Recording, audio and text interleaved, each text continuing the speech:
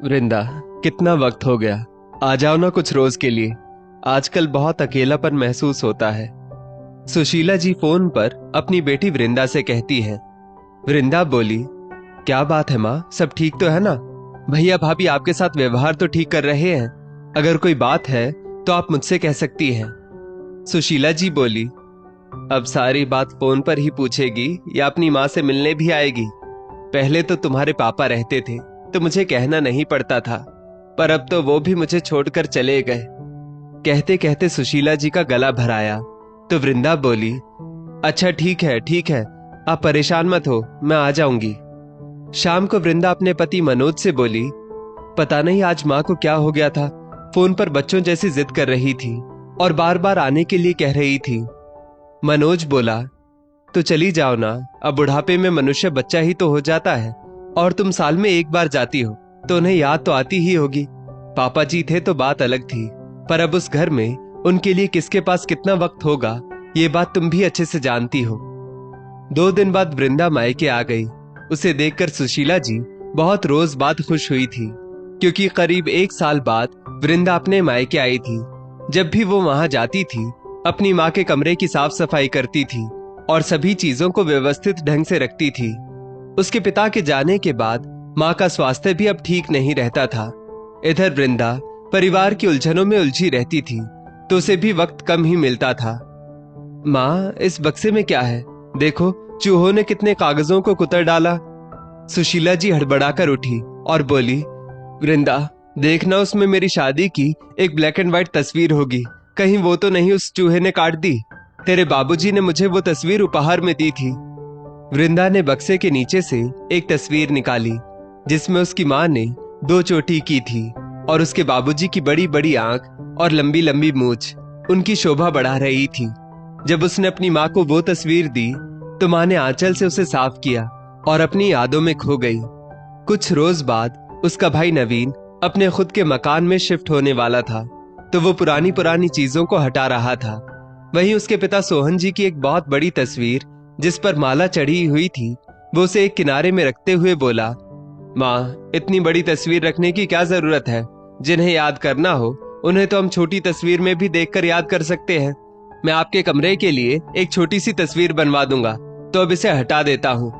सुशीला जी की नजरें उस तस्वीर से हट नहीं रही थी, क्योंकि वो सोहन जी की खिंचवाई हुई आखिरी तस्वीर जो थी, जिससे उनकी बहुत सी यादें जुड़ी हुई थी। सुशीला जी इधर उधर वृंदा को ढूंढने लगी, फिर बोली, बेटा, क्या तुम्हारे नए घर में इस तस्वीर के लिए जगह नहीं होगी? नवीन बोला, माँ, जगह तो भरपूर है, पर नई चीजों के लिए जगह बनाई जाती है ना, कि पुरानी चीजों के लिए। मैं आपके लिए एक छोटी तस्वीर बनवा दूंगा, आप परेशान मत हो। इतना बोलकर वो चला गया। तभी वृंदा आई और सुशीला जी के उदास चेहरे को देखकर बोली, माँ, आप क्या चाहती हैं? ये तस्वीर कूड़े में ना जाए तो ऐसा ही होगा। इस बार मैं मायके से इस तस्वीर को ही उपहार स्वरूप ले जाना चाहती हूँ, क्या मैं ले जा सकती हूँ? सुशीला जी कुछ कहती उससे पहले ही वहां नवीन आ गया और बोला, छोटी, तुम इस तस्वीर को ले जाना चाहती हो? अरे बिल्कुल ले जाओ। उसकी भाभी रानी तंज कसते हुए बोली, आप भी कैसी बात करते हैं? वृंदा जी के छोटे से घर में ये तस्वीर बहुत जगह ले लेगी। वृंदा मुस्कुराने लगी और बोली, जब माता पिता के छोटे से मन में उनके कितने सारे बच्चे और पूरा परिवार समा सकता है, तो इस बेटी के छोटे से घर में उसके पापा की एक बड़ी सी तस्वीर नहीं आ सकती? और जहां तक बात जगह की है, तो आप चिंता मत करो, भाभी, जगह बनती नहीं, बनाई जाती है। भले आपके इतने बड़े घर की दीवार का एक छोटा सा कोना भी आप पापा की तस्वीर को नहीं दे सकती, पर यह बेटी तो जरूर देगी। अगले दिन वृंदा पिता की तस्वीर और माँ का आशीर्वाद लेकर वापस चली गई। अब अक्सर उसकी माँ से बातें होती रहती थी। करीब 1 साल हो गया वो मायके नहीं गई, तो माँ बोली, बहुत समय हो गया, तुम मुझसे मिलने नहीं आई। वृंदा बोली, माँ, एक खुशखबरी है, तुम्हारे दामाद की मेहनत रंग लाई। अब हम अपने घर में जा रहे हैं, तो अगले हफ्ते तुम भैया भाभी के साथ मेरे घर के गृह प्रवेश में आओ और इस घर को भी अपना आशीर्वाद दो। वृंदा ने अपने भाई को भी ये खुशखबरी दी और पूरे परिवार के साथ उन्हें न्योता भेजा। सुशीला जी बेटे बहू के साथ कोलकाता पहुंची, तो वृंदा के ससुराल वालों ने उनका खूब स्वागत किया।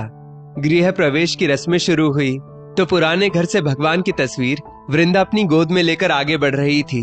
वहीं वृंदा का बेटा एक बड़ी सी तस्वीर को लेकर आगे बढ़ रहा था। जब पंडित जी पूजा करवा रहे थे तो वृंदा की बेटी ने सबसे पहले गृह प्रवेश किया। फिर वृंदा आगे आगे, उसका बेटा तस्वीर लिए उसके पीछे पीछे। नवीन बोला, लगता है गणेश जी की तस्वीर सबसे पहले इस बड़े से घर में लगेगी। रानी बोली, अरे दिखाओ तो बेटा, जरा मुझे भी तो दिखाओ। कितनी बड़ी तस्वीर जब इस घर में लगेगी तब तो इस घर की रौनक ही बदल जाएगी।